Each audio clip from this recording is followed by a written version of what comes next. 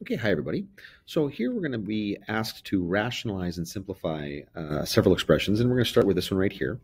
And what we really mean by rationalize is we're going to take the part that's creating that irrational expression and move it to the other side of the fraction, the expression here.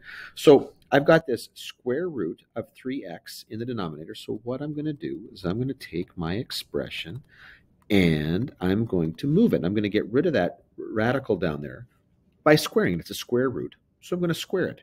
But I can't just do that, okay, to the denominator. I have to do it to the numerator as well, so that what I'm multiplying by here is 1. Okay? Now, there's a little bit of an issue that's going to pop up. We'll address this in just a moment here, but for the time being, there we go.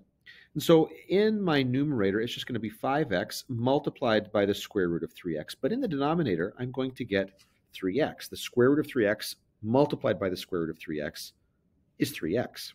Okay. Now, if you're not 100% clear on that, and I know that sometimes people aren't here, I'll just give you a little example here. We know that 3 times 3 is equal to 9, but we know that 3 is the square root of 9 times the square root of 9 is going to be equal to 9.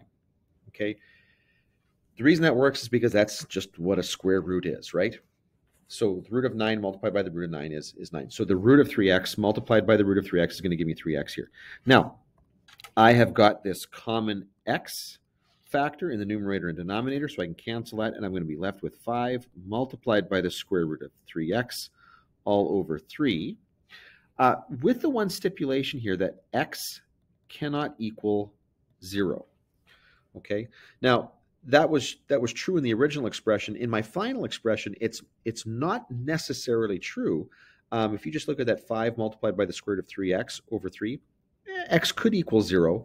But for it to be equal to the original expression, I need to include that restriction.